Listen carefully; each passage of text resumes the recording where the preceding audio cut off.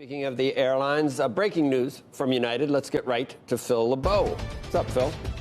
Joe, we just showed you United. Let's take a look at what the stock is also going to be doing today as the company announces that it will be initiating a voluntary contact tracing program. So this is how it's going to work. It's initially going to start with inbound international flights. So those arriving on international flights, they can opt into this program starting tomorrow. It eventually will be expanded to include all flights, including domestic. You give your name, your email, your trip destination, your phone number. Basically, it's their way of saying if there is some issue with COVID-19 on your particular flight, this is our way using contact tracing to alert you so that we can give you a better sense of having some peace of mind that if there is somebody who is on your flight that tests positive for COVID-19, we can alert you. And we all know that the importance of contact tracing programs is that if a lot of people use them, they're very effective. The question is how many people will opt into this voluntarily. Remember, Delta announced that it's going to be doing this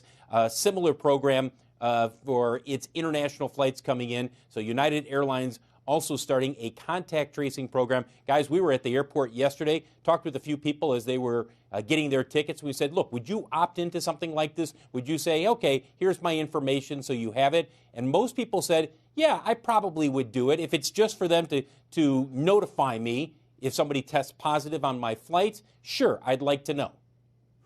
Yeah. Just when you were talking about, Philip, you're talking about people coming in from abroad mostly, right? And I was thinking that's where they're starting. It's the international arrivals starting tomorrow, but they're eventually going to expand it for domestic flights as well. Just ask both of them, what they want to do.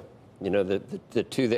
How many people are coming in from abroad? I guess there's a few more, Phil, but it's low.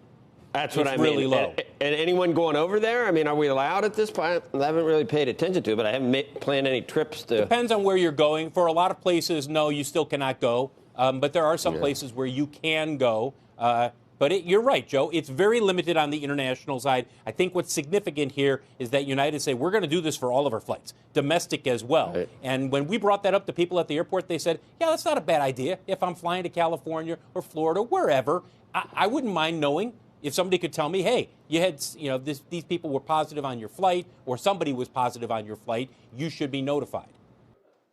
Shepard Smith here. Thanks for watching CNBC on YouTube.